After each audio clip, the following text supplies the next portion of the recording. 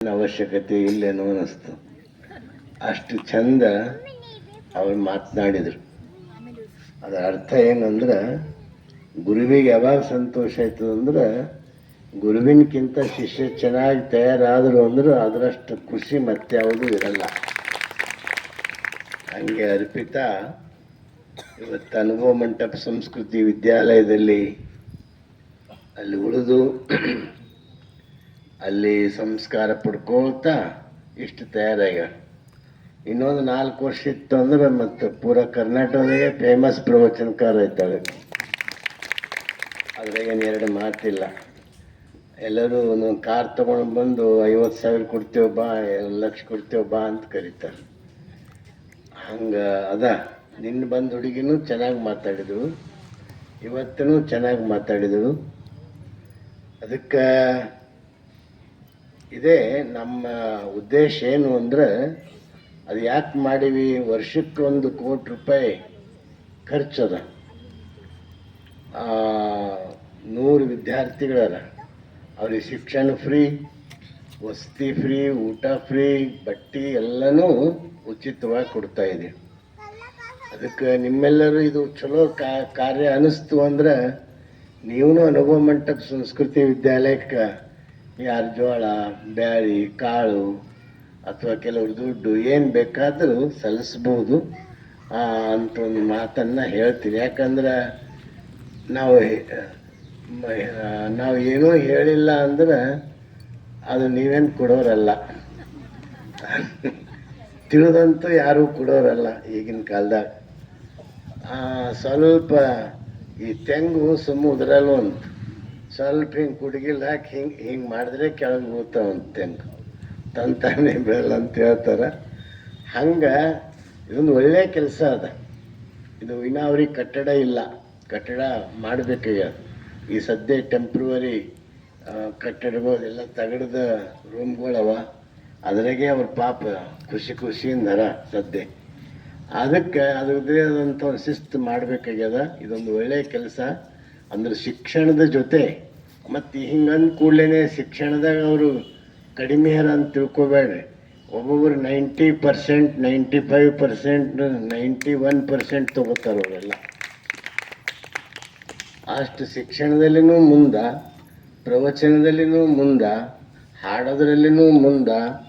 ಬೀದರ್ದಾಗ ಮೊನ್ನೆ ವಚನ ಸ್ಪರ್ಧೆ, ಭಾಷಣ ಸ್ಪರ್ಧೆ, ನಿಬಂಧ ಸ್ಪರ್ಧೆ ಎಲ್ಲ ಸ್ಪರ್ಧೆಗಳು ನಡೆದು ಯಾರೋ ಇಟ್ಟಿರು.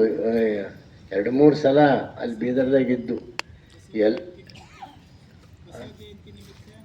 ಬಸವ ಜಯಂತಿ ನಿಮಿತ್ತ ಹಿಂಗೆಲ್ಲ ಇಟ್ಟಿದ್ರು. ಆ ಎಲ್ಲ ಬಹುಮಾನ ಬೀದರ್ದಾಗ ಯಾವ ಸ್ಕೂಲಿಗೆ ಹೋಗಲಾರ್ದ ಎಲ್ಲ ಬಹುಮಾನ ಅನುಭವ ಮಂಟಪ ಸಂಸ್ಕೃತಿ ವಿದ್ಯಾಲಯಕ್ಕೆ ಬಂದು. ಅಂದ್ರೆ ಆ ಮಕ್ಕಳಲ್ಲಿ ಒಂದು ಮನುಷ್ಯ ಸಂಸ್ಕಾರ ಕೊಟ್ಟರೆ ಹೆಂಗಿದ್ದವ್ರು ಹೆಂಗೆ ಆಯ್ತಾರ ಅಲ್ಲಿಕ್ಕೆ ಆ ವಿದ್ಯಾರ್ಥಿನಿಯರೇ ಸಾಕ್ಷಿಯರ. ಇವತ್ತು ಭಾಳ ಸಂತೋಷ ಅನ್ನಿಸ್ತದೆ ಅವ್ರ ಮಾತುಗಳು ಕೇಳಿ. ಅದಕ್ಕೆ ತಾವು ಮನಸಾಪೂರ್ವಕ ಎಷ್ಟು ಸಾಧ್ಯದ ಅಷ್ಟು ಸಹಾಯ ಮಾಡ್ಬೋದು.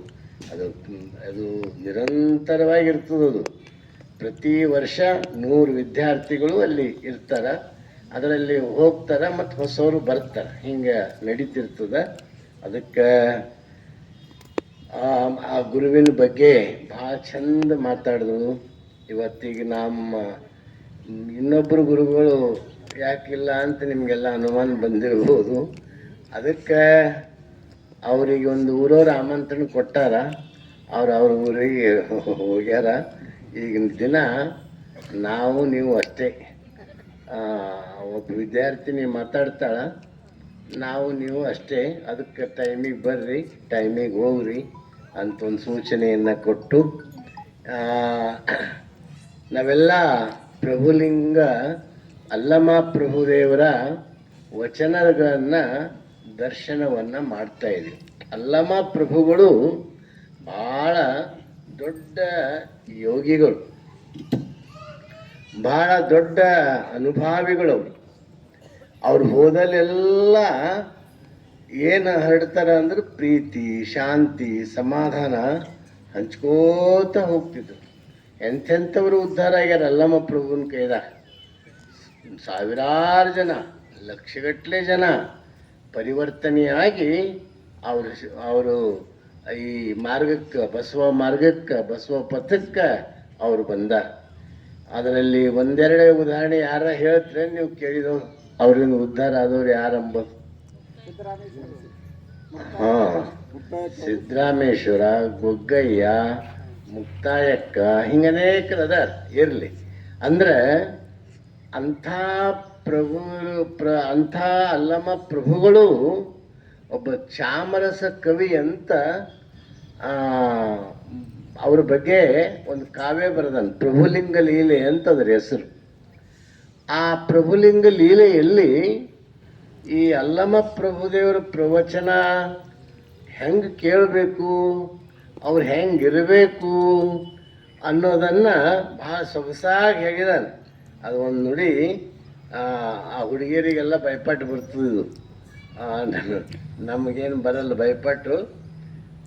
ಅವ್ರು ಹೇಳ್ತಾರೆ, ಏನಂತ ಹೇಳ್ತಾರೆ, ಕಾಳಗದ ಕಥೆಯಲ್ಲ, ವಿಷಯಗಳ ಏಳಿಗೆಯ ವಿಧಿಯಲ್ಲ, ಹೊಟ್ಟೆಯ ಹೂಳಲಿಕೆ ಹಿಂಸೆಯ ಮಾಡುವ ಹೊಲಭೂತಾನಲ್ಲ, ಕಾಳಗವು ಕರ್ಣದಲ್ಲಿ ಸುರತರದ ಕೀಲು ಕುಂಡಲಿಯಲ್ಲಿ ತೃಪ್ತಿಯ ದಾಳಿ ಗಗನದೊಳೆಂದು ಪೇಳುವುದಿ ಸುಬೋಧೆಯಲಿ ಅಂತ ಹೇಳ್ತಾರೆ. ಇದು ಎಂಥವ್ರು ಕೇಳಬೇಕು ಅಂದ್ರೆ, ಇದು ವಿಚಾರಿಗಳ ಕಥೆಯಲ್ಲ, ದುಷ್ಟರ ಕಥೆಯಲ್ಲ, ಇದು ಸತ್ಕಥೆ ಅದ. ಇದು ಯಾರಿದನ್ನು ಕೇಳ್ತೀರಿ ಅವ್ರ ಮನಸ್ಸು ಪರಿವರ್ತನೆಯಾಗಿ ಜಳ ಜಳ ಜಳ ಜಳ ಆಗ್ತಾರೆ. ಅವರೆಲ್ಲ ಒಂದು ಹೊಸ ಮನುಷ್ಯರಾಗಿ ಹೊರಗೆ ಬರ್ತಾರೆ. ಅಂಥ ಶಕ್ತಿ ಈ ಗ್ರಂಥದಲ್ಲದ, ಅಲ್ಲಮ್ಮ ಪ್ರಭುದೇವರ ವಚನಗಳಲ್ಲದ ಅಂತ ಅವ್ರು ವರ್ಣನೆ ಮಾಡ್ತಾರೆ. ಇನ್ನೊಂದು ಪದ್ಯದಲ್ಲಿ ಹೇಳ್ತಾರೆ, ಅದೊಂದು ಹೇಳಿ ಮುಂದೆ ಹೋಗೋಣ. ಸತ್ತವರ ಕಥೆಯಲ್ಲ, ಜನನದ ಕುತ್ತದಲ್ಲಿ ಕುದಿದು ಕರ್ಮದ ಕತ್ತಲೆಗೆ ಸಿಲುಕುವವರ ಸೀಮೆಯ ಹೊಲಭೂತಾನಲ್ಲ, ಹೊತ್ತು ಹೋಗದ ಪುಂಡರ ಆಲಿಪ ಮತ್ತಮತಿಗಳ ಗೋಷ್ಠಿಯಲ್ಲಿದು ಸತ್ಯ ಶರಣರು ತಿಳಿಯುವುದೀ ಪ್ರಭುಲಿಂಗ ಲೀಲೆಯನು ಅಂತ ಹೇಳ್ತಾರೆ. ಅಂದ್ರೆ ಇದು ಎಂಥದ್ದದಪ್ಪ, ಯಾರೋ ಹುಟ್ಟಿ ಸತ್ತವ್ರದ್ದು ಕಥೆ ಇದು ಅಲ್ಲ. ಇದು ಎಂಥದ್ದು ಅಂದ್ರೆ ಇದು ಮತ್ತು ಇನ್ನೊಂದು ಮಾತು ಹೇಳ್ತಾರೆ, ಹೊತ್ತು ಹೋಗ್ಲಾರ್ದೇನೆ ಹಿಂದಿನ ಕಾಲದಾಗ ಪುರಾಣ ನಡೀತಿದ್ದು ರೀ. ಈ ಕಡೆ ಪುರಾಣ ನಡೀತಿತ್ತು, ಆ ಕಡೆ ಬತ್ತಿ ಹೊಸ್ಕೋತ ಕೂಡ್ತಿರು. ನೀವೆಲ್ಲ ನೋಡಿರಿ ಇಲ್ಲೋ, ನಾವಂತೂ ನೋಡಿದೆವು. ಬತ್ತಿ ಹೊಸ್ಕೋತ ಕೂಡ್ತಿರು. ಅಂಥವ್ರದ್ದು ಇದು ಅಲ್ಲ. ಇದು ಎಂಥವ್ರದದ, ಸತ್ಯ ಶರಣರ ಮಾರ್ಗದಲ್ಲಿ ಯಾರು ನಡಿಬೇಕಂತಾರೋ, ಯಾರು ಒಳ್ಳೆಯವರಾಗಬೇಕಂತಾರೋ, ಯಾರು ಸಮಾಜದಲ್ಲಿ ಉತ್ತಮ ಆದರ್ಶಗಳನ್ನಾಗಿ ತಮ್ಮ ಅಂತರಂಗದ ಕತ್ತಲೆಯನ್ನು ಕಳ್ಕೋಬೇಕಂತಾರೋ ಅಂಥವರು ಈ ಪ್ರಭುಲಿಂಗ ಲೀಲೆಯನ್ನು ಕೇಳಬೇಕು, ಈ ವಚನ ದರ್ಶನವನ್ನು ಕೇಳಬೇಕು. ಅಂಥ ಶಕ್ತಿ, ಅಂಥ ತಾಕತ್ತು ಈ ಅಲ್ಲಮ್ಮ ಪ್ರಭುದೇವರ ವಚನಗಳಲ್ಲಿ ಅದ ಅಂತ ಚಾಮರಸ ಕವಿ ಸುಮಾರು 500-600 ವರ್ಷಗಳ ಹಿಂದೆ ಇದನ್ನು ಹೇಳಿದ್ದಾರೆ. ಅದಕ್ಕೆ ನೀವೆಲ್ಲರೂ ಆ ಪ್ರಭುದೇವರ ಉದ್ದೇಶ ಏನು? ನಮ್ಮಲ್ಲಿರುವ ದ್ವೇಷ, ನಮ್ಮಲ್ಲಿರುವ ಮತ್ಸರ, ನಮ್ಮಲ್ಲಿರುವ ಭೇದ ಭಾವ, ನಮ್ಮಲ್ಲಿರುವ ಉಚ್ಚ ನೀಚ ಬಡವ ಬಲ್ಲಿದ ಇಂಥ ಎಲ್ಲ ತಾರತಮ್ಯನ ಹೋಗಲಾಡಿಸಿ ಎಲ್ಲರ ಹೃದಯದಲ್ಲಿ ಶಾಂತಿಯನ್ನು ನೆಲೆಸಬೇಕು. ಎಲ್ಲರ ಹೃದಯದಲ್ಲಿ ಆ ಜ್ಯೋತಿಯನ್ನು, ಬೆಳಕನ್ನು ನೆಲೆಸಬೇಕು. ಅಂಥ ಶಾಂತಿ ಸಮಾಧಾನ ಬೇಕಾದ್ರೆ ಅದಕ್ಕೆ ಆತಂಕ ಯಾಕೆ ನಮಗೆ ಶಾಂತಿ ಸಮಾಧಾನ ಸಿಗಲ್ದು ಅಂತ ಒಮ್ಮೆ ಪ್ರಶ್ನೆ ಮಾಡಿರು ಪಂಚಮಿ ಹಬ್ಬದಕ್ಕಿಂತ ಮುಂಚೆ. ನಿಮ್ಗೆ ನೆನಪದನೋ ಏನು ಔಟ್ ಆಗ್ಯದೋ ಗೊತ್ತಿಲ್ಲ. ಅವಾಗ ಅವ್ರೇನು ಹೇಳಿದ್ರು, ಇದಕ್ಕೆ ಆತಂಕ ಆಗೋದು ಯಾವುದಪ್ಪ, ನಿನ್ನಲ್ಲಿ ಮಾಯ ಆವರಿಸ್ಯದ. ನಿಮ್ಮಲ್ಲಿ ಮಾಯ ಆವರಣ ಆಗಿರುವುದರಿಂದ ನಿಮ್ಮ ಒಳಗಿರುವ ಬೆಳಕು ಕಾಣ್ತಾ ಇಲ್ಲ. ಹೆಂಗೆ ಒಂದು ರತ್ನ ಬಿದ್ದಿರ್ತದ ಬೀದಿಯೊಳಗೆ, ಆ ರತ್ನದ ಮೇಲೆ ಕಸ ಸೆಗಣಿ ಏನೇನೋ ಎಲ್ಲ ಬಿದ್ದಿರ್ತದೆ. ಆ ರತ್ನದ ಪ್ರಕಾಶ ಹೊಳಿತದೇನ್ರಿ? ಹೊಳೆಯಲ್ಲ. ಆ ಸೆಗಣಿಯೊಳಗೆ ಅದರೊಳಗೆಲ್ಲ ಮುಚ್ಚಿ ಹೋಗಿರ್ತದ್ರಿ ಬೆಳಕು. ಹೆಂಗೆ ರತ್ನದ ಪ್ರಕಾಶ ಸೆಗಣಿಯಿಂದ ಅದು ಕಸದಿಂದ ಕಡ್ಡಿಯಿಂದ ಮುಚ್ಚಿ ಹೋಗಿ ಪ್ರಕಾಶ ಗೊತ್ತಾಗ್ತಾ ಇಲ್ಲಲ್ಲ, ಅದೇ ರೀತಿ ನಮ್ಮ ಒಳಗೆ ಏನಾಗ್ಯದ ಅಂತ ಮಾಯೆ ಮೋಹ ಇವೆಲ್ಲ ಕಸ ಸೆಗಣಿ ಬಿದ್ದು ಅದನ್ನು ಹೆಂಗೆ ಹೋಗ್ತದಪ್ಪ? ಅದನ್ನು ಹೋಗಲಾಡಿಸ್ಬೇಕಾದ್ರೆ ಮತ್ತು ನಾವೆಲ್ಲಿ ಬರಬೇಕು? ಅಲ್ಲಮ ಪ್ರಭುದೇವರ ವಚನಗಳನ್ನು ಕೇಳಿಕ್ಕೆ ಬಂದ್ರೆ ಖಂಡಿತವಾಗಿಯೂ ಅದು ಹೋಗಿ ನಮ್ಮ ಒಳಗಿರುವ ಅಂತರಂಗದ ರತ್ನ ಫಳ ಫಳ ಫಳ ಫಳ ಫಳ ಹೊಳಿತು. ಅದಕ್ಕೆ ನಾವೆಲ್ಲರೂ ಏನು ಮಾಡಬೇಕು ಅಂದ್ರೆ ಆ ರತ್ನಗಳನ್ನು ನಮ್ಮೊಳಗಿರುವ ಕತ್ತಲನ್ನು ಕಳ್ಕೊಂಡು ಪ್ರಭುದೇವರ ಬೆಳಕಿನ ಕಿರಣಗಳನ್ನು ನಾವು ಮೂಡಿಸ್ಬೇಕು. ಹಂಗಾರ ಏನು ಮಾಡಬೇಕ್ರಿ ಅಂತ ಆ ಶರಣರು ಕೇಳ್ತಾರೆ. ಅನುಭವ ಮಂಟಪದಲ್ಲಿ ಇದು ಚರ್ಚೆ ನಡೆದು ತಿಳಿತಿಲ್ರಿ. ಅನುಭವ ಮಂಟಪದಲ್ಲಿ ಇದು ಚರ್ಚೆ ನಡೆದು ಆವಾಗ ಪ್ರಭುದೇವರು ಹೇಳ್ತಾರ, ನೋಡಪ್ಪ ಇನ್ನೊಂದದ ಮಾಯೆ ಒಂದು ಹೇಳ್ದೀವಿ. ಆ ಮಾಯದ ಅಣ್ಣ ತಮ್ಮಿದ್ದಂಗೆ ಮತ್ತೊಂದೇನದೊಂದು ಸಂಸಾರ ಅಂತದ. ಆ ಸಂಸಾರದಲ್ಲಿ ಸಂಸಾರ ಅಂದ ಕೂಡಲೇ ನಿಮ್ಗೇನು ಕಣ್ಣೆದುರು ಬರ್ತದ್ರಿ? ಮಕ್ಕಳು, ಗಂಡ, ಹೆಂಡತಿ. ಶರಣರು ಅದಕ್ಕೆ ಸಂಸಾರ ಅನ್ನಂಗಿಲ್ಲ.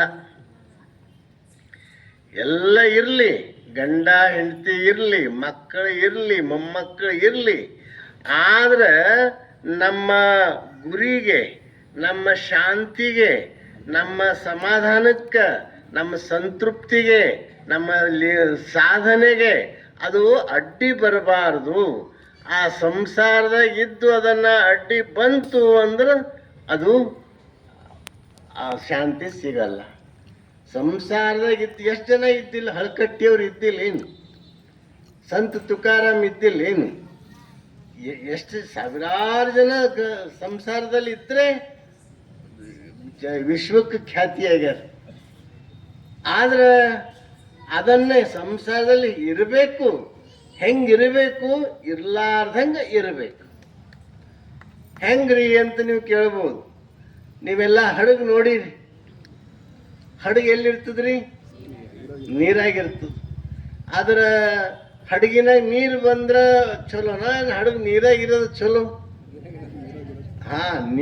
ಹಡಗು ನೀರಾಗಿತ್ತಂದ್ರೆ ಏನೂ ಅಪಾಯ ಇಲ್ಲ. ಹಡಗಿನೊಳಗೆ ನೀರು ಬಂತು, ಅಪಾಯ ತಪ್ಪಿದ್ದಲ್ಲ. ಹಂಗೆ ಸಂಸಾರದಾಗ ಇದ್ದು ನಮಗೆ ಶಾಂತಿ ಅನುಭವಿಸ್ಲಿಕ್ಕೆ ಏನೂ ಆತಂಕ ಇಲ್ಲ. ಆದ್ರೆ ಸಂಸಾರ ನಮ್ಮ ಒಳಗೆ ಸೇರ್ತು ಅಂದ್ರೆ ಏನು ಕಾಣಲ್ಲ, ಅಶಾಂತಿ ಶುರುವಾಯ್ತು. ಹಂಗೆ ನಾವು ಅಶಾಂತಿಯಿಂದ ದೂರ ಉಳಿಬೇಕಾದ್ರೆ ನಾವು ಹೆಂಗಿರ್ಬೇಕಪ್ಪ ಅಂದ್ರೆ ಹಡಗು ನೀರಾಗಿ ಇದ್ದಂಗೆ ಇರಬೇಕು. ಅದಕ್ಕೆ ಇಲ್ಲಿ ಪ್ರಭುದೇವರು ಒಂದು ವಚನ ಹೇಳ್ತಾರೆ, ಅದನ್ನ ನೋಡೋಣ. ಏನಂತ ಹೇಳ್ತಾರ? ಹಳ್ಳದೊಳಗೊಂದು ಹುಳ್ಳಿ ಬರುತ್ತಿರಲು ನೊರೆತೆರೆಗಳು ತಾಗಿದವಲ್ಲ, ಸಂಸಾರವೆಂಬ ಸಾಗರದೊಳಗೆ ಸುಖ ದುಃಖಗಳು ತಾಗಿದವಲ್ಲ, ಇದಕ್ಕಿದು ಮೂರ್ತಿಯಾದ ಕಾರಣ ಪ್ರಳಯವಾಯಿತು ಗುಹೇಶ್ವರ ಅಂತ ಹೇಳ್ತಾರೆ. ಇಲ್ಲೊಂದು ಉದಾಹರಣೆ ಕೊಡ್ತಾರೆ. ಹಳ್ಳದೊಳಗೊಂದು ಹುಳ್ಳಿ ಬರುತ್ತಿರಲು ನೊರೆತೆರೆಗಳು ಬಂದು ತಾಗಿತ್ತವಲ್ಲ, ಸಂಸಾರವೆಂಬ ಸಾಗರದೊಳಗೆ ಸುಖ ದುಃಖಗಳೆಂಬ ತಾಗಿದವಲ್ಲ, ಇದಕ್ಕಿದು ಮೂರ್ತಿಯಾದ ಕಾರಣ ಪ್ರಳಯವಾಯಿತು ಗುಹೇಶ್ವರ ಅಂತ ಹೇಳ್ತಾರೆ. ಅಂದ್ರೆ ಇಲ್ಲಿ ಒಂದು ಕಲ್ಪನೆ ಮಾಡಿಕೊಡ್ರಿ. ಒಂದು ದೊಡ್ಡ ಹಳ್ಳ ಬರ್ಲತ್ತು. ಅದರ ಒಂದು ತುಂಡು, ಕಟ್ಟಿಗೆ ತುಂಡು ಬಿದ್ದು, ಆ ಕಟ್ಟಿಗೆ ತುಂಡು ಈ ಕಡೆ ಅಲೆ ಒಂದು ಅದಕ್ಕೆ ಹೊಡಿತದ, ಆ ಕಡೆ ಒಂದು ಹೊಡಿತು. ಅದು ಹೊಡೆದ್ರದಕ್ಕೆ ದಿಕ್ಕೆ ತೋಚಂಗಿಲ್ಲ. ಅದಕ್ಕೆ ಇಲ್ಲಿ ಹೇಳ್ತಾರ, ಹಂಗೆ ನಮ್ಮದು ಹೆಂಗಾಗ್ಯದ ಅಂದ್ರೆ ಸಂಸಾರ ಸಾಗರದಾಗ ನಾವು ಬಿದ್ದೀವಿ. ನಮಗೂ ಈ ಕಡೆ ಅಲೆ ಹೊಡಿತದ, ಈ ಕಡೆ ಒಂದು ಹೊಡಿತದ, ಈ ಕಡೆ ಒಂದು ಹೊಡಿತದ. ಏನೇನು ಹೊಡಿತದ? ಒಮ್ಮೆ ಸುಖ, ಒಮ್ಮೆ ದುಃಖ, ಒಮ್ಮೆ ನೋವು, ಒಮ್ಮೆ ನಲಿವು. ಪೈಲಿದ್ ಬಂತು ಅಂದ್ರೆ ಪಗಾರ ಬರ್ತದ, ಖುಷಿ. 31 ತಾರೀಕು ಬಂತು ಅಂದ್ರೆ ಎಂಟಿ ಐತೀವಿ, ದುಃಖ. ಹಿಂಗ ನಮ್ದದ. ಅದಕ್ಕೆ ಎಂಟಿ ಆದಾಗನು ಅಷ್ಟೇ ಪ್ರಸನ್ನತೆ ಇರಬೇಕು, ಬಂದಾಗನು ಅಷ್ಟೇ ಪ್ರಸನ್ನತೆ ಇರಬೇಕು. ಹಂಗಾಗಲ್ಲ ನಮ್ಗೆ ಹೆಂಗಾಗ್ತದ? ಬಂದಾಗ ಖುಷಿ, ಹರೆ ಹಾರ್ತೀವಿ 3 ಗೇಣು, ಹೋದಾಗ ದುಃಖ.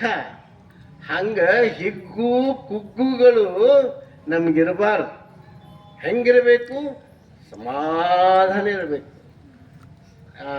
ಸಿದ್ದರಾಮೇಶ್ವರ್ ಹೇಳ್ತಾರಲ್ಲ, ಆರೇನಂದಡು ಓರಂತಿಪ್ಪುದೇ ಸಮತೆ.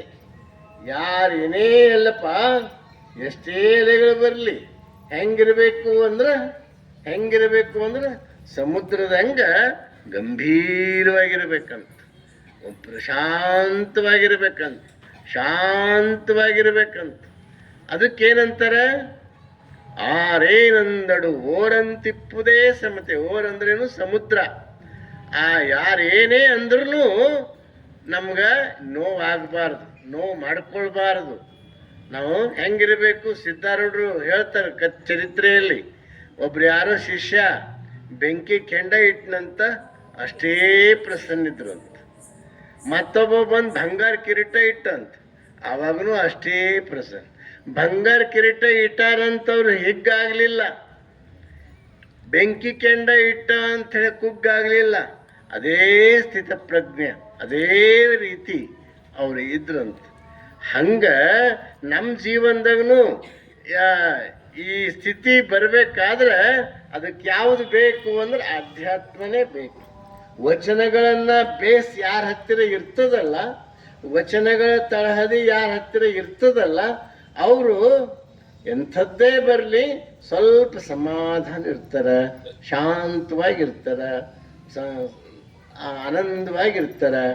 ಅದನ್ನು ನಮ್ಮ ಜೀವನಕ್ಕೆ ಅಳವಡಿಸ್ಕೊಳ್ಬೇಕು, ನಮ್ಮ ಜೀವನಕ್ಕೆ ಅಪ್ಲಿಕೇಬಲ್ ಆಗಬೇಕದು.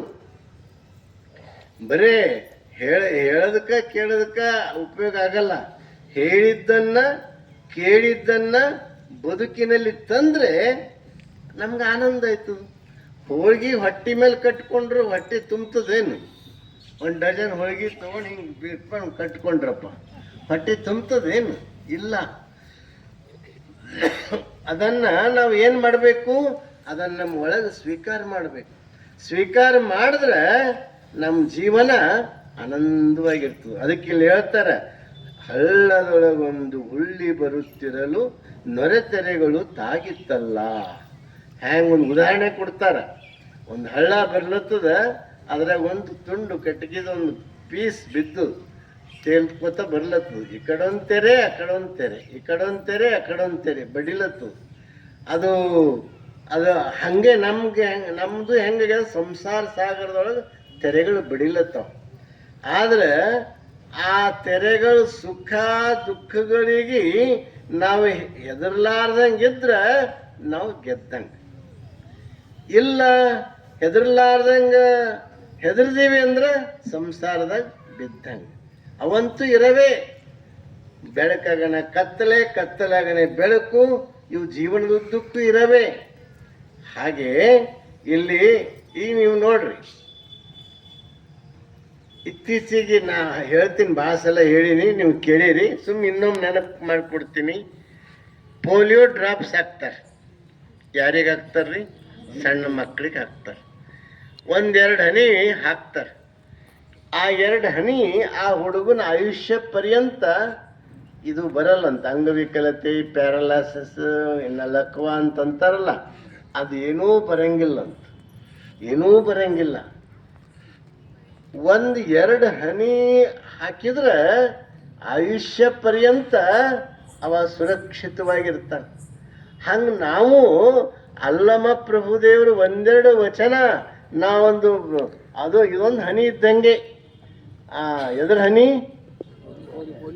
ಪೋಲಿಯೋ ಡ್ರಾಪ್ಸ್ ಇದ್ದಂಗ. ಆ ಒಂದೆರಡು ಹನಿ ಡ್ರಾಪ್ಸು, ವಚನಗಳನ್ನುವಂಥ ಡ್ರಾಪ್ಸು ನಾವು ಒಳಗೆ ಹಾಕ್ಕೊಂಡಿವಂದ್ರೆ ನಾವು ಆಯುಷ್ಯ ಪರ್ಯಂತ ಶಾಂತಿಯಿಂದಿರ್ತೀವಿ, ಸಮಾಧಾನದಿಂದಿರ್ತೀವಿ, ಸಂತೋಷವಾಗಿರ್ತೀವಿ. ಅದಕ್ಕೆ ನಾವು ಹೆಂಗಿರ್ಬೇಕಪ್ಪ ಸಂಸಾರದಾಗ? ಹೆಂಗಿರ್ಬೇಕು? ಆನಂದವಾಗಿರ್ಬೇಕು, ಮಸ್ತ್ ಇರ್ಬೇಕು, ಖುಷಿ ಖುಷಿಯಿಂದಿರ್ಬೇಕು.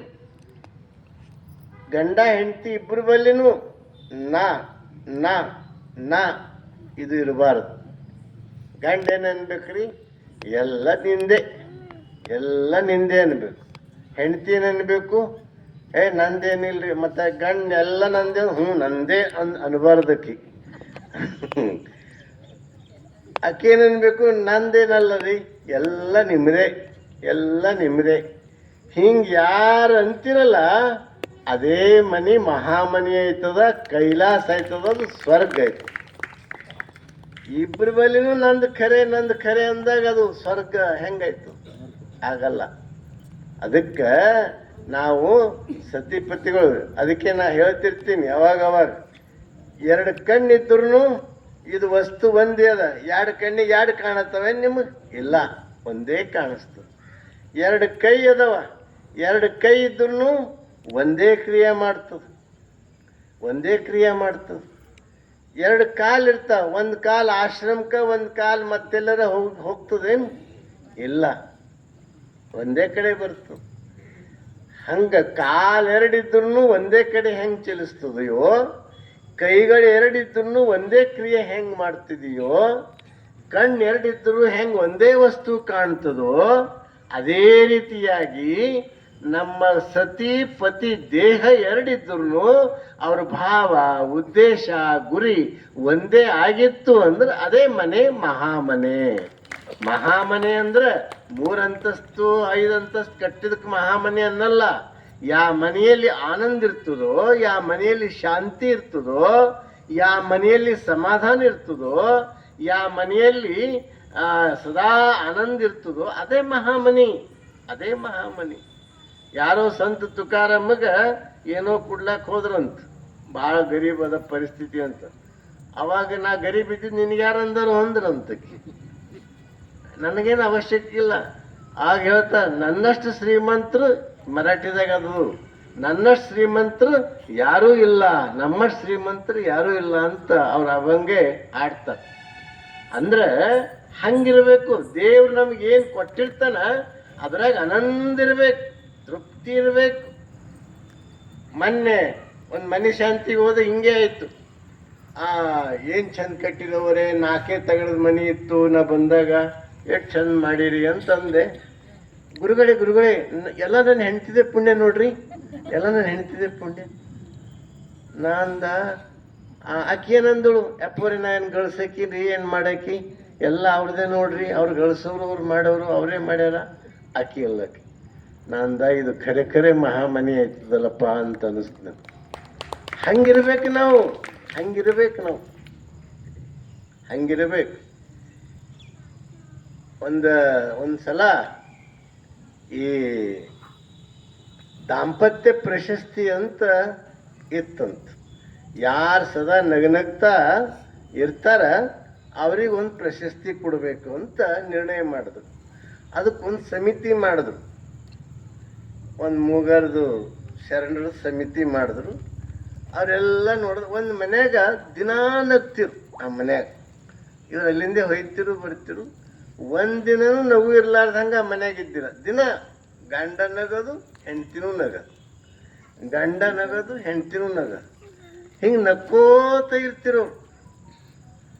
ಅವರೆಲ್ಲರೂ ಸಮಿತಿಯವ್ರು ನಿರ್ಣಯ ಮಾಡಿದ್ರು, ಈ ನಮ್ಮ ಜಿಲ್ಲಾದಾಗ ಹಿಂಗೆ ಇದ್ದಿದ್ದ ಮನೆ ಅಂದ್ರೆ ಇದು ಒಂದೇ ಇರಬೇಕು, ಈ ಸಲ ಇವರಿಗೆ ಆಯ್ಕೆ ಮಾಡ್ಯಾರಿ ಅಂತೆಲ್ಲರೂ ಒಪ್ಪಿದ್ರು. ಸನ್ಮಾನ ಸಮಾರಂಭ ಹಿಂಗೆ ನೀವು ಹೆಂಗೆ ನೆರೆದಿರಿ ಹಂಗೆ 100 ಜನ ನೆರೆದಿರು. ನೆರೆದು ಕುಂತರು. ಹಿಂಗೆ ಇವ್ರು ಸದಾ ನಗು ಮುಖದ ಮನೆತನ. ಅದಕ್ಕೆ ಈ ಸಲ ಪ್ರಶಸ್ತಿ ಸುಖಿ ದಾಂಪತ್ಯ ಪ್ರಶಸ್ತಿ ಇವ್ರಿಗೆ ಕೊಡ್ಲತ್ತಿದೆವು ಅಂತ ಹೇಳಿ ಪ್ರಶಸ್ತಿ ಕೊಟ್ಟರು, ಶಾಲ್ ಹೊದ್ರು, ಸರ ಹಾಕಿದ್ರು, ಹೂ ಹಾಕಿದ್ರು, ಎಲ್ಲ ಮಾಡಿದ್ರು. ಅವ್ರು ತಮ್ಮ ಈ ನಗುವಿನ ಗುಟ್ಟೇನು ಎಂಬುದು ಹೇಳಬೇಕು ಅಂತ ಹೇಳಿದ್ರು. ಅವಾಗ ಅವ ಹೇಳ್ದ ಎದ್ದು, ನೋಡ್ರಿ, ನಮ್ಮ ಮನ್ಯಾಗ ದಿನ ನಾವು ಜಗಳ ಆಡ್ತೀವಿ. ನನ್ನ ಹೆಂಡತಿ ಏನು ಮಾಡ್ತಾಳ, ಯಾವುದು ಸಿಕ್ತು ಭೋಗನೆ ಸಿಕ್ಕರು ಭೋಗನಿ, ತೆಮ್ಗಿ ಸಿಕ್ಕರು ತೆಮ್ಗಿ, ಚಮಚ ಸಿಕ್ಕರು ಚಮಚ, ಹುಟ್ಟು ಸಿಕ್ಸ್ರು ಹುಟ್ಟು, ಸೌಟ್ ಸಿಕ್ಕರು ಸೌಟು, ಸಿಕ್ಕಿದ್ದು ತಗೊಂಡು ನನಗೆ ಹೊಡಿತಾ. ನಾ ತಪ್ಪಿಸ್ಕೊಂಡ ಅಂದ್ರೆ ನಾ ನಗುತ್ತಾ, ನಾ ತಪ್ಪಿಸ್ಕೊಂಡ ಅಂದ್ರೆ ನಾ ನಗ್ತಾ, ಮತ್ತ ನನಗೆ ಹತ್ತಿತು ಅಂದ್ರೆ ಅಕ್ಕಿ ನಗ್ತಾ, ನನಗೆ ಹತ್ತಿತು ಅಂದ್ರೆ ಅಕ್ಕಿ ನಗ್ತಾ. ಹಿಂಗ ನಮ್ಮಲ್ಲಿ ದಿನ ನಡೀತದ್ರಿ ಅಂತ ಹೇಳ್ದ. ಅವ್ರಂದ್ರು ಪ್ರಶಸ್ತಿ ಕೊಟ್ಟವರು ಗಾಬರಿ ಅದ್ರ, ಗಾಬರಿ ಅದ್ರು. ಅವಾಗ ಅಂದ್ರೆ ಇದು ದಾಂಪತ್ಯ ಅಲ್ಲ. ಹಿಂಗೆ ಒಂದ್ ಮನೆಗೆ ಹೋಗಿದ್ದ, ಭಾಳ ದಿವ್ಸಕ್ಕೆ ಹೋಗಿದ್ದ ಶಿಷ್ಯರ ಮನೆಗೆ. ಏನೇವ ಆರಾಮಿದ್ದೇನು, ಭಾಳ ದಿನ ಆಯ್ತು ಭೇಟಿ ಇಲ್ಲ, ಎಲ್ಲ ಆರಾಮ ಅದೇನು ಅಂತ ಕೇಳ್ದ. ಎಲ್ಲ ಆರಾಮ್ ಹಚ್ಚಿರಪ್ಪ, ಇವನ್ ಪದರಿಗೆ ಬಿದ್ದು ಮಾಸಿ ಕಾಣಲ್ ಹೋದ, ಗುಂಜಿ ಕಾಣಲ್ ಹೋದ, ನಮ್ದು ಇಷ್ಟು ವಯಸ್ಸೇ ಆಯ್ತು, ಈಗಿಂದ ಹಾಂಗಾಯ್ತು, ಇವಂದ್ ಹಾಂಗಾಯ್ತು, ಇವ್ನ ಹಿಂಗಾಯ್ತು, ಅದು ಆಯ್ತು ಇದು ಆಯ್ತು, ತಾಸ್ಗಟ್ಲೆ ಹೆಂಗೆ ಹೇಳುದು. ನನಗನಿಸ್ತು ಈಗ ಆರಾಮಿದ್ದನ್ನ ಕೇಳ್ದಾರ ಯಾಕಪ್ಪ, ನಾ ಕೇಳ್ದಾರ ಯಾಕ ಅಂತ ಅನಿಸ್ತು. ಹಂಗ ಮನುಷ್ಯನ ಜೀವನದಾಗ ಹೆಂಗಿರ್ಬೇಕಪ್ಪ. ಅದಕ್ಕೆ ಶರಣರು ಹೇಳ್ಯಾರಲ್ಲ, ಸತಿಪತಿಗಳು ಒಂದಾದ ಭಕ್ತಿ ಹಿತವಾಗಿಪ್ಪುದು ಶಿವಂಗೆ, ಸತಿಪತಿಗಳು ಒಂದಾಗದ ಭಕ್ತಿ ಅಮೃತದೋಡು ವಿಷ ಬೆರೆದಂತೆ ಕಾಣ ರಾಮನಾಥ ಅಂತ ಹೇಳ್ತಾರೆ ಜೇಡ್ರ ದಾಸಿಮಯ್ಯನವರು. ಸತಿಪತಿಗಳು ಒಂದಾದ ಭಕ್ತಿ ಹಿತವಾಗಿಪ್ಪುದು ಶಿವಂಗೆ. ಈ ಶರಣರ ಜೀವನದಾಗ ಬರ್ತು. ಈ ಜೇಡರ್ ದಾಸಿಮಯ್ಯ ಅಂತ ಶರಣರಿದು, ಈ ವಚನ ಅವರೇ ಬರೆದಿದ್ದು. ಸತಿಪತಿ ಒಂದಾದ ಭಕ್ತಿ ಹಿತವಾಗಿಪ್ಪುದು ಶಿವಂಗೆ. ನಮ್ಮ ಯಾರೋ ಒಬ್ರು ಬಂದ್ರು ದಾಸಿಮಯ್ಯನ ಹತ್ತಿರ, ಗುರುಗಳೇ ಸನ್ಯಾಸ ಶ್ರೇಷ್ಠೋ ಏನು ಸಂಸಾರ ಶ್ರೇಷ್ಠೋ ಅಂತ ಕೇಳಿದ್ರಂತೆ. ಕೇಳಿದ ಮೇಲೆ ಆಯ್ತಪ್ಪ ನೀ ಕೂಡು, ಪ್ರಸಾದ ತಗೋ, ಕೂಡು ಅಂಥೇಳಿ ಕುಂತಾವ. ಕುಂತು ಅವ ಹೇಳ್ದ, ಥೋಡೆ ಸೂಜಿದ ದಾರ ಪೋಣಿಸ್ಲಾಕ ಕಾಣ್ತಾ ಇಲ್ಲ, ಥೋಡೆ ದೀಪ ತಗೊಂಡು ಬಾರೆ ಅಂದ. ಹಗಲತ್ತೆ ಮುಂಜಾನೆ 12 ಬಜೆನೆ ಸ್ವಲ್ಪ ಸೂಜಿ ದಾರ ಪೋಣಿಸದ ದೀಪ ತಗೊಂಡು ಬಾರೆ ಅಂತಂದು. ಆಗ ಆಕಿ ಹೋಗಿ ಒಳಗಿಂದು ದೀಪ ತಂದಳು ಅಂತ. ಇವ ಬಂದ ಒಂದು 5 ತಲೆ ಕೆಟ್ಟೋದೇನು, ಹಗಲತ್ತಿ 12 ಬಜೆ ಅದ, ದೀಪ ತಂದು ಹಿಡ್ದು ಇವ ಸೂಜಿ ದಾರ ಪೋಣದ ಅಂತ. ಅವಾಗ ಪ್ರಸಾದ ಕುಂತ್ರಿ ಇಬ್ರು ಪ್ರಸಾದ ಕುಂತಾಗ ಅಂಬ್ಲಿ ನೀಡಿದ್ರು. ತಣ್ಣಗಿತ್ತು. ಇಬ್ರು ಗಂಗಾಧಮ್ ತಣ್ಣಗೆ ಅಂಬ್ಲಿ ಇತ್ತು, ಮಜ್ಜಿಗೆ ಗಿಜ್ಜಿಗೆ ಹಾಕಿದ್ದು. ಥೋಡೆ ಅಂಬ್ಲಿ ಸುಡ್ಲತ್ತದೆ, ಬೀಸುಣ್ಕಿ ಗಾಳಿ ಹಾಕು ಅಂತ ಅಂದು. ಅವ ಆಕಿ ಬಂದು ಬೀಸುಣ್ಕಿ ತಂದು ಹಿಂಗೆ ಗಾಳಿ ಹಾಕ್ಲತ್ತು. ಅವ ಕೇಳ್ದ, ಏನ್ರಿ 12 ಬಜೆ ಸುಜಿತಾ ಅಂದ್ರಿ, ಈಗ ಅಂಬ್ಲಿ ತಣ್ಣಗದ ಗಾಳಿ ಹಾಕಂತ್ರಿ, ಏನ ಉತ್ತರ ತಿಳಿದಿಲ್ಲ ಏನು ನಿನಗೆ? ಹೇಳಿದಂಗ ಗಂಡ ಕೇಳೋದು, ಹೇಳಿದಂಗೆ ಹೆಂಡತಿ ಕೇಳೋದು, ಇಬ್ಬರ ನಡ ಸಾಮರಸ್ಯ ಇತ್ತು ಅಂದ್ರೆ ಗೃಹಸ್ಥ ಚಲೋ, ಇಬ್ಬರ ನಡದಾಗ ಸಾಮರಸ್ಯ ಇಲ್ಲ ಅಂದ್ರೆ ಸನ್ಯಾಸಿ ಚಲೋ, ನೀ ಬೇಕಾದ ಆಯ್ಕೆ ಮಾಡ್ಕೊ ಹೋಗಂತ ಹೇಳಿದ್ರು. ಅಂದ್ರೆ ನಾ ಯಾಕೆ ಹೇಳ್ತೀನಿ ಅಂದ್ರೆ, ಸತಿಪತಿಗಳಾದವರು ಒಂದಾಗಿರಬೇಕು, ಚಂದಾಗಿರಬೇಕು. ಹೆಂಗಿರಬೇಕು? ಅಂತ ಶರಣರು ಅನೇಕ ವಚನಗಳಲ್ಲಿ ಹೇಳ್ತಾರೆ. ಹೆಂಗಿರಬೇಕು ಒಂದು ವಚನ ಬಸವಣ್ಣವ್ರ ಭಾಳ ಚಂದ ಇರ್ತಾರೆ, ಹೇಳ್ತಾರೆ, ಕೇಳಿ ಹೇಳ್ತೀನಿ ಅದೊಂದು. ಹಸಿದ ಗಂಡನಿಗೆ ಉಣಲಿಕ್ಕದೆ, ಹಸಿದ ಗಂಡನಿಗೆ ಉಣಲಿಕ್ಕದೆ ಬಡವಾದೆನೆಂದು ಮರಗುವ ಸತಿ ಸ್ನೇಹದಂತಾಯಿತೆನ್ನ ಭಕ್ತಿ ಅಂತ ಹೇಳ್ತಾರೆ. ಏನು ನಿಮ್ಗೆ ಅರ್ಥ ಆಗ್ಲಿಕ್ಕಿಲ್ಲ. ಗಂಡ ಹಸಿದು ಬಂದಾಗ ಪ್ರೀತಿಯಿಂದ ಉಳ್ಳಾಕ ಹೊಟ್ಟೆ ತುಂಬ ನೀಡೋಳು, ಹೊಟ್ಟೆ ತುಂಬ ನೀಡೋಳು. ಮಂದಿ ಮನೆಗೆ ಹೋಗಿ ಯಕ್ಕ ನನ್ನ ಗಂಡ ಭಾಳ ಬಡವಾಗ್ಯಾರಿ, ನನ್ನ ಗಂಡ ಭಾಳ ಬಡವಾಗ್ಯಾರಿ ಅಂತ ಮನೆಗೆ ಹೇಳಕ್ಕೆ ಇದು ನ್ಯಾಯನಾ? ಅಲ್ಲ. ಹಸಿದು ಬಂದಾಗ ಪ್ರೀತಿಯಿಂದ ನೀಡಿದ್ರೆ ಅದು ಪತಿಭಕ್ತಿ, ಸತಿಭಕ್ತಿ. ನೀಡಲಿಲ್ಲ ಬರೇ ಈ ಕಡೆ ನಾಟಕ ಮಾಡೋದು, ಆ ಕಡೆ ಮಂದಿ ಮುಂದೆ ಹೋಗಿ ಬಡವಾಗ್ಯಾರೆ ಅಂತ ಹೇಳಿದ್ರೆ ಏನರ್ಥ? ಇಂಥ ಡಾಂಬಿಕ ಭಕ್ತಿ ಇರಬಾರ್ದು ಅಂತ ಬಸವಣ್ಣರು ವಚನದಾಗ ಹೇಳ್ತಾರೆ. ಒಂದು ಮನೆಗೆ ಹೋಗಿದ್ದ ಹಿಂಗೆ, ಹೆಂಡತಿ ಗಂಡಗಿಷ್ಟು ಕಂಟ್ರೋಲ್ದಾಗ ಇಟ್ಕೊಂಡಿವ್ರಿ, ಚೆ ಭಾಳ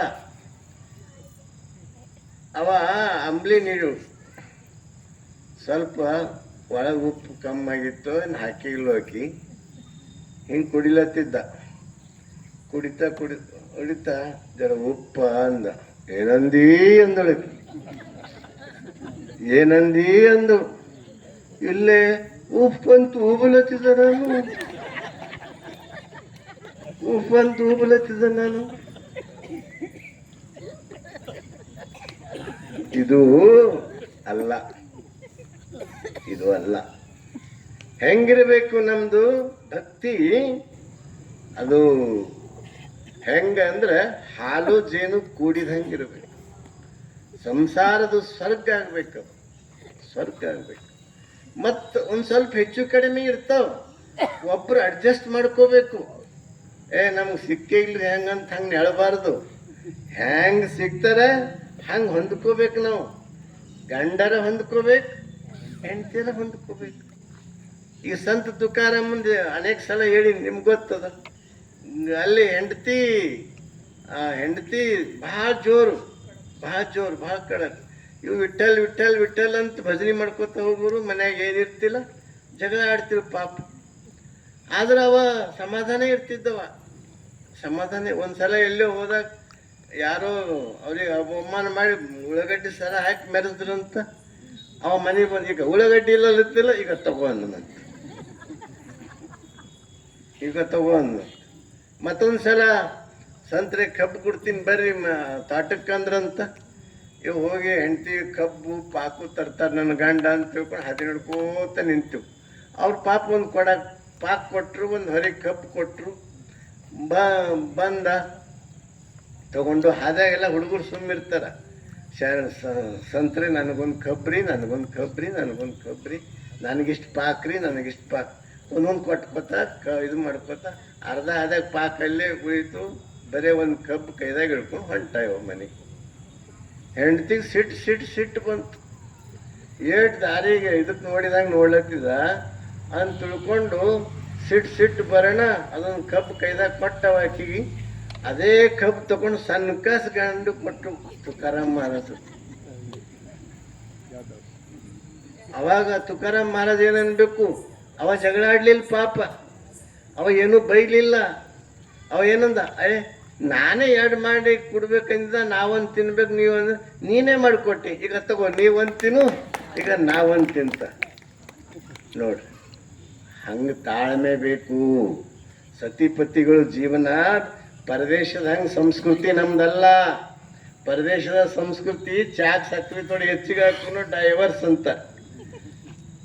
ಒಂದು ಸ್ವಲ್ಪ ಅನ್ನ ಸರಿಯಾಗಿ ಮಾಡಲಿಲ್ಲ ಅಂದ್ರೆ ನಾಳೆ ನಂದು ನಿಂದು ಹೊಂದಾಣಿಕೆ ಆಗಲ್ಲ, ಡೈವರ್ಸ್ ಅಂತ.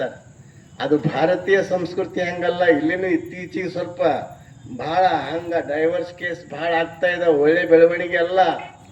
ಈ ನಮ್ಮಲ್ಲಿ ಹೆಂಗದ ಭಾರತೀಯ ಸಂಸ್ಕೃತಿ, ಮದುವೆದಾಗ ಗುರುಗಳು ಏನು ಮಾಡ್ತಾರೆ, ಈ ಪದರು ಆ ಮದುಮಗಳ ಪದರು ಎರಡು ಹಿಂಗೆ ಗಂಟು ಕಟ್ತಾರೆ, ಹೊರಗೆ ಕಟ್ತಾರೆ, ಅವರು ಗುರುಗಳು ಹೊರಗೆ ಕಟ್ತಾರೆ.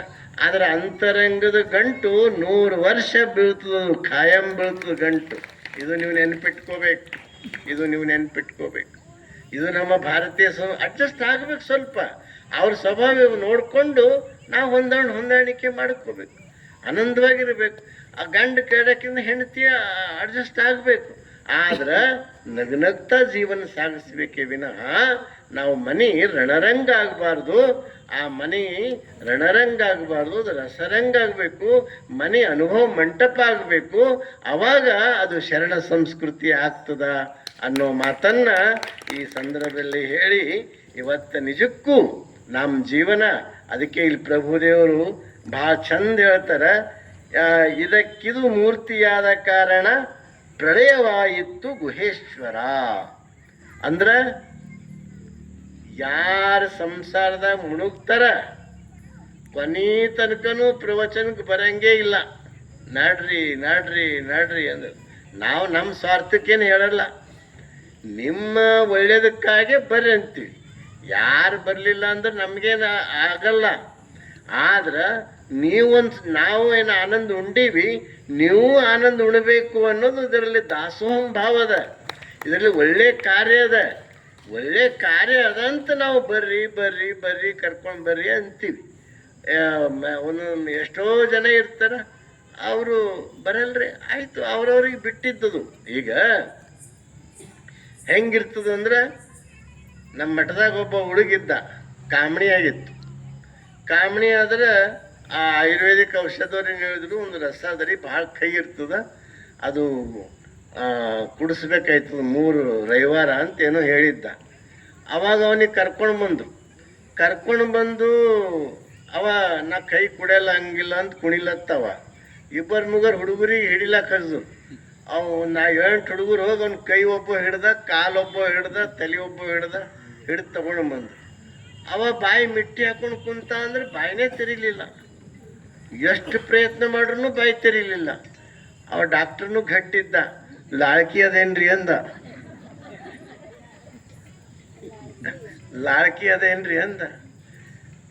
ಲಾಳ್ಕಿ ತಂದು ಕೊಟ್ಟಿವಿ. ಅವ ಹಿಂಗೆ ಇದು ಮಾಡಿದಂಗೆ ಮಾಡಿ ಒಳಗೆ ಸಿಗಿಸಿ ಮ್ಯಾಲಿನ ಔಷಧ ಹಾಕ್ದ. ಅವ ಒಳಗೆ ಹೋಗಿರ್ಬೇಕಂತ ತಿಳ್ಕೊಂಡು ಲಾಳ್ಕಿ ತೆಕ್ಕೊಂಡ. ಅವ ಹೋಗಿ ಉಳ್ದ ಹೊರಗೆ. ಅವ ಅಂದ, ಇವನಿಗೆ ದುರಸ್ತಿ ಮಾಡೋದು ನನಗೆ ಆಗಲ್ರಿ ಅಂದ. ಹಂಗೆ ಕೆಲವರು ನಾವು ಪ್ರೀತಿಯಿಂದ ಕಾರದು ಒಳಗೆ ಹಾಕ್ತೇವಂದ್ರೂ ನುಂಗ ಕೆಲಸ ನಿಮ್ಮದೇ ಇರ್ತದಲ್ಲ. ನಾವು ಒಳ್ಳೇದಕ್ಕಾಗಿ ಬರ್ರಿ ಅಂತೀವಿ. ಶ್ರಾವಣ ಮಾಸದ ಕೇಳಬೇಕು, ಕೇಳಿದ್ರೆ ನಮಗೂ ಇಷ್ಟು ಪುಣ್ಯ ಸಿಗ್ತದ ಅಂತ ಅದಕ್ಕೆ ತಾವೆಲ್ಲ ಬರ್ತಾ ಇರ್ರಿ. ನಾಳೆಯಿಂದ ಸ್ವಾಮಿಗಳು ಇರಲ್ಲ. ಒಬ್ಬ ವಿದ್ಯಾರ್ಥಿನಿ ಒಂದು 10 ನಿಮಿಷ ಅದನ್ನು ಕೇಳ್ಬೇಕು ನೀವೆಲ್ಲ. ಇವತ್ತು ವಿದ್ಯಾರ್ಥಿನಿ ಎಷ್ಟು ಚಂದ ಮಾತಾಡ್ದು. ಅರ್ಪಿತಾ ಭಾಳ ಚಂದ ಮಾತಾಡ್ದು. ಭಾಳ ಗುರುವಿನ ಬಗ್ಗೆ ಎಲ್ಲ ಉದಾಹರಣೆ ಸಮೇತ ನಿಮ್ಮ ಅವಾಗ ಚೊತ್ತದಂಗೆ ಕೂಡಂಗೆ ಆಕಿ ಹೇಳಿದಳು. ಅದಕ್ಕೆ ನೀವು ಆ ವಿದ್ಯಾರ್ಥಿನಿಯರ ಭಾಷಣ ಕೇಳಿಕೊಂಡು ಸಮಯಕ್ಕೆ ಸರಿಯಾಗಿ 6ಕ್ಕೆ ಕರೆಕ್ಟ್ ಪ್ರಾರ್ಥನೆ ಆಯಿತು, ವಚನ ಪಾರಾಯಣ ಆಯಿತು, ಸಾಮೂಹಿಕ ಪ್ರಾರ್ಥನೆ ಆಯಿತು. 6:15ಕ್ಕೆ ಕರೆಕ್ಟ್ ಶುರು ಆಗ್ತದೆ. 7:15ಕ್ಕೆ ನಿಮಗೆ ಬಿಟ್ಟು ಬಿಡ್ತೀವಿ. ಈಗ 7:15 ಆಗ್ಯದ. ಮತ್ತು ನಾಳೆ ಅವರು ಮತ್ತು ಶರಣರಿಗೆ ಕೇಳ್ತಾರೆ. ಹಂಗಾದ್ರೆ ಆತಂಕ ಸಂಸಾರ ಅದ ಅಂತ ನಮಗೆ ಅರ್ಥ ಆಯ್ತು ರೀ. ಮತ್ತೇನು ಆತಂಕ ಅದನೋ ಅಥವಾ ಮುಂದಿನ ದಾರಿ ಏನು ಅಂತ ಕೇಳಿದ್ರೆ ಮತ್ತೆ ನಾಳೆ ಬಂದ್ರೆ ನೀವು ಕೇಳೋಣ ಅಂತ ಹೇಳಿ ಮತ್ತೊಮ್ಮೆ ಎಲ್ಲರಿಗೂ ಶರಣಾರ್ಥಿನಿ ಹೇಳಿ 4 ಮಾತುಗಳನ್ನು ಮುಕ್ತಾಯ ಮಾಡೋಣ. ಓಂ ಶ್ರೀ ಗುರು ಬಸವಲಿಂಗಾಯ ನಮಃ. ಜಯ ಗುರು ಬಸವಣ್ಣ, ಜಯತು ಜಗದ್ಗುರು ಬಸವಣ್ಣ. ಜಂಗಮ ರೂಪನೆ ಬಸವಣ್ಣ, ಜಗದೋದ್ಧಾರಕ ಬಸವಣ್ಣ. ಕಲ್ಯಾಣ ವಾಸನೆ ಬಸವಣ್ಣ, ಕಾರುಣ್ಯ ಮೂರ್ತಿ